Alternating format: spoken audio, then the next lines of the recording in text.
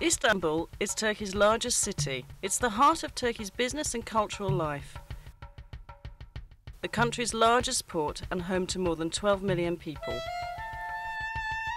Byzantium had a superb location on the Bosphorus, the broad strait that connects the Black Sea with the Sea of Marmara and the Aegean.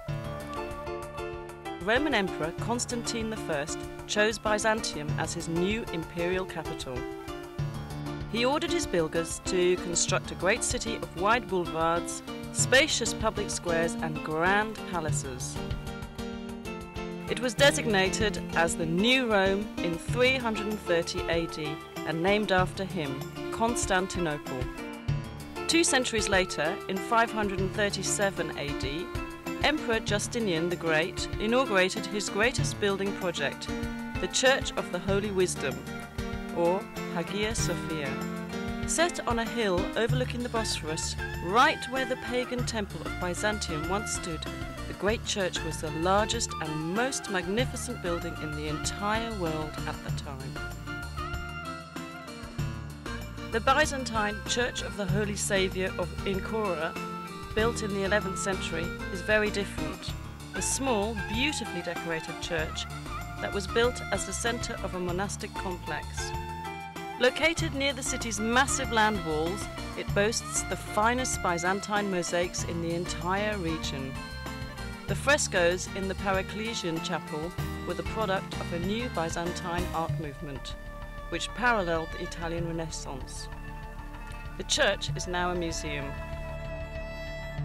Near Hagia Sophia was the city's hippodrome, a place for public games, tournaments, chariot races and special events.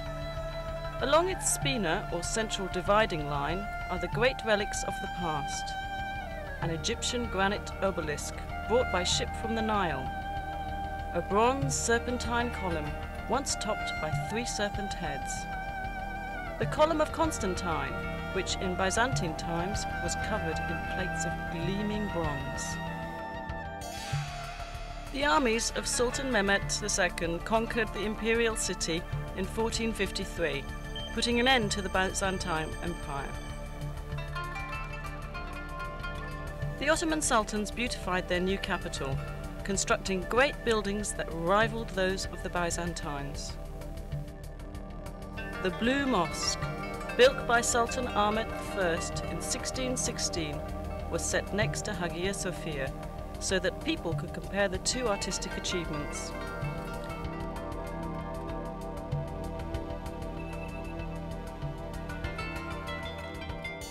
The Sultan endowed his great imperial mosque with many other buildings to serve the people. Fountains, a health clinic, a soup kitchen for the poor, a Turkish bath, a theological seminary, living quarters, shops and storehouses. Topkapi Palace, known as the Seraglio to Europeans, was the home of the imperial family and the centre of the empire's government. Constructed between 1465 and 1478, it was expanded and modified dozens of times over the next 4 centuries. It is a beautiful, livable place of gardens, pavilions and sumptuous royal chambers. Many of them are decorated with priceless Turkish tiles. The most popular section of Topkapi is the Imperial Harem, legendary for its luxury, romance and intrigue. Mozart wrote his famous opera, The Abduction from the Seraglio, about it, and many other artists have let their imaginations fly with visions of what went on there. Located on major trade routes, Istanbul has always been an important commercial city. The Grand Bazaar, with its 4,000 shops, is among the world's most fascinating markets. It's truly a small city in itself.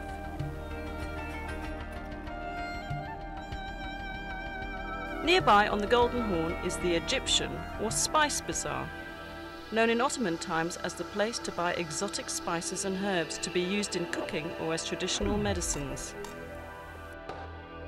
Crowning a hill overlooking the city is the Süleymaniye, or Mosque of Sultan Süleyman the Magnificent, the largest of Turkey's imperial mosques.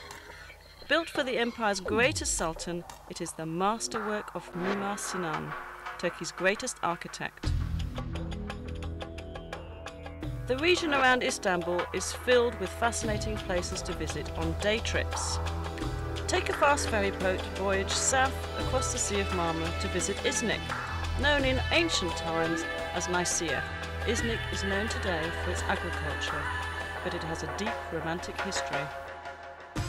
Ancient Nicaea was an important political, cultural and commercial city surrounded by powerful city walls which survive to this day. The early Christian church held two important ecumenical councils here. At the first council of Nicaea, held in the year 325 at the church of Hagia Sophia, theologians set the stage for the adoption of the Nicene Creed. A short drive south of Iznik brings you to Bursa, a large and growing city clinging to the side of the Bithynian Mount Olympus. Bursa was already ancient when, in 1326, the Ottoman Sultans chose it as the first capital of their rapidly expanding empire. They beautified their new capital with fine public buildings, including the Ulu Cami, or Great Mosque. Dating from 1396, it is the oldest Ottoman mosque still standing.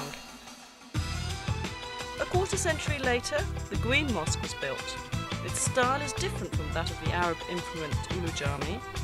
The Green Mosque and neighbouring buildings, a royal tomb, a theological seminary and a soup kitchen for the poor, give us a glimpse of what Ottoman architecture would achieve during the coming centuries. Since ancient times, Bursa has been at the centre of Anatolia's silk trade. Much of the trading takes place in the historic Kozahan. The ultrafine silk thread is dyed and woven into brightly coloured Bursa scarves, shawls, blouses and other garments. Perhaps the most beautiful products of all are the fine Turkish carpets woven of pure silk or a blend of silk and wool. West of Bursa's city centre is the suburb of Chequered, famous for its hot mineral springs. The Romans enjoyed these baths, as did the Ottomans, who restored and improved the facilities. And in a few hours you'll arrive at the Dardanelles, the historic strait which connects the Aegean and Mediterranean seas with the Black and Marmara seas. During World War I, Winston Churchill sent a huge Allied fleet to force its way through the Dardanelles in order to capture Istanbul and reopen the sea lanes to Russia. Stout Turkish resistance halted the fleet and the invading army, but the cost in casualties was horrendous for both sides. The Allies suffered more than 250,000 casualties and the Ottomans an equal number. Overlooking the southern mouth of the Dardanelles stands ancient Troy. There has been a settlement here since the Bronze Age. The poet Homer tells us the Achaean Greeks attacked the Trojans more than 3,000 years ago because beautiful Helen had been abducted by a Trojan prince.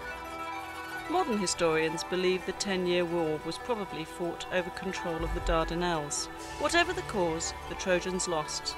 They couldn't resist dragging the Achaeans, great wooden horse, into their city. At night, the Achaean soldiers hidden inside the horse crawled out and opened the city gates to the invaders. Troy was sacked and burned.